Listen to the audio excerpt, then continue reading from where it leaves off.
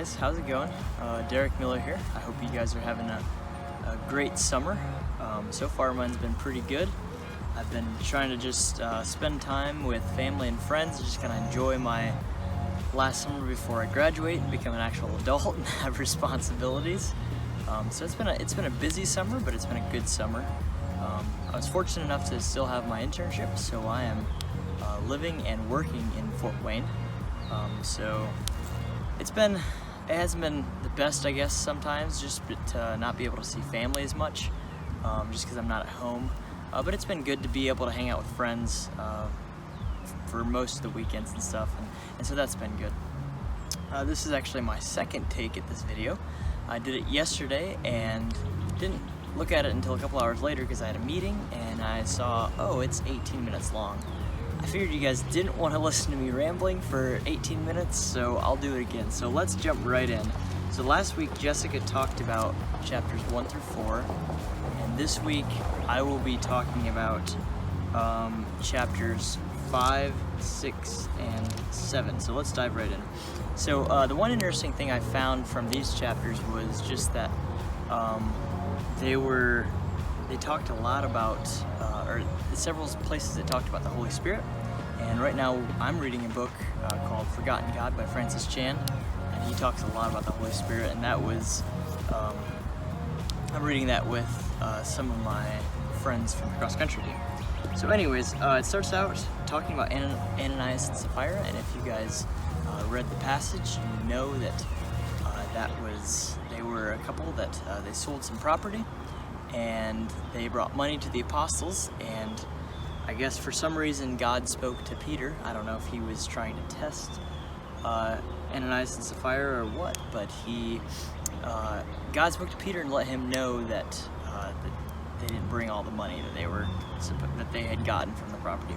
So Peter pretty much asked Ananias, like, why has Satan filled your heart, and like, why have you lied to the Spirit and only brought part of the money? And at this, Ananias pretty much just fell down and died, which is kind of crazy. And then the same thing happens to his wife. His wife, Sapphira, comes in, and Peter shows her the money and gives her kind of a second chance, and asks her, like, is this all the money you guys got from selling the property? And she said yes. And he said, like, how could you conspire to test the Spirit of the Lord? And like he pretty much just said, like, the same people that came in and got your husband's dead body are gonna take you as well. And she fell at his feet and passed away.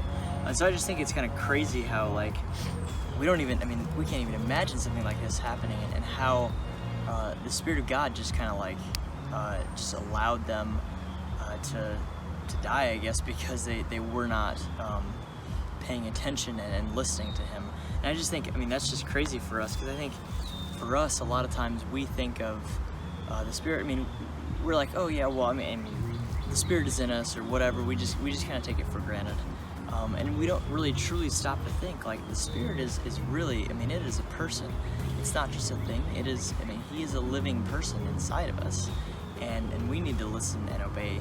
And it was just, this passage was very interesting, because in Forgotten God, Francis Chan asked the question, like, could you, if God asked you to give up everything that you have and give all the money to the poor, could you do it? And so that was just kind of, I guess it kind of like stood out to me, just because I was like, well, for me, like, that's pretty much what this passage is talking about.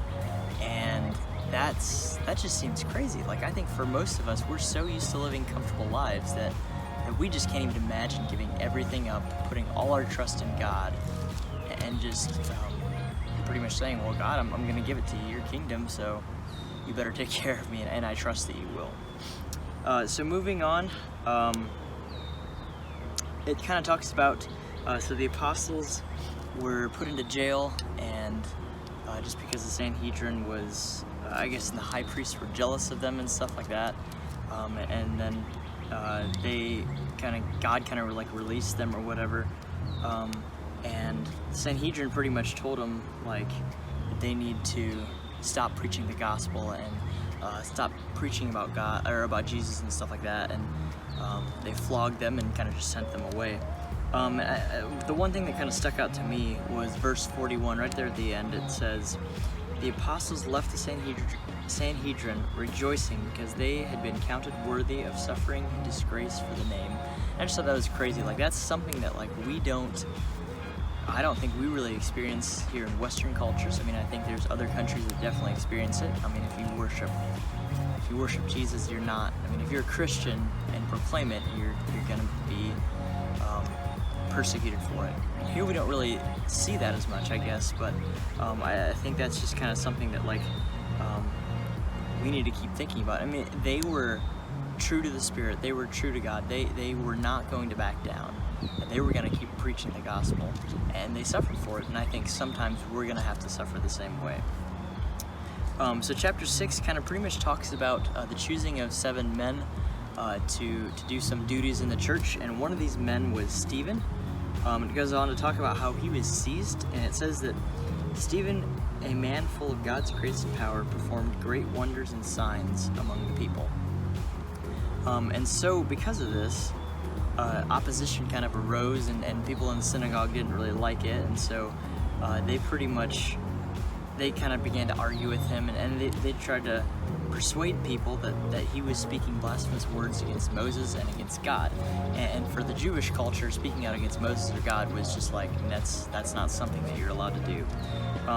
So they tried to convince the high priests of this, and Stephen was brought before the Sanhedrin and was told to, he pretty much was asked, like, are these charges true?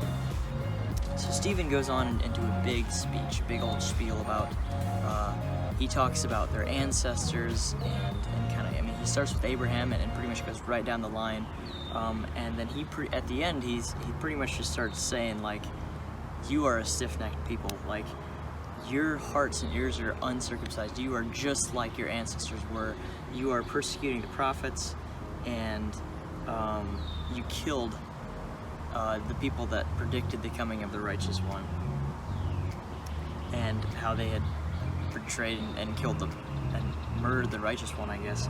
And so at this, I mean, obviously this didn't go over well. I mean, he's just calling him out and pretty much said, like, you guys killed Jesus. Like, this is, like, look at what you guys are doing, and they didn't want to hear this.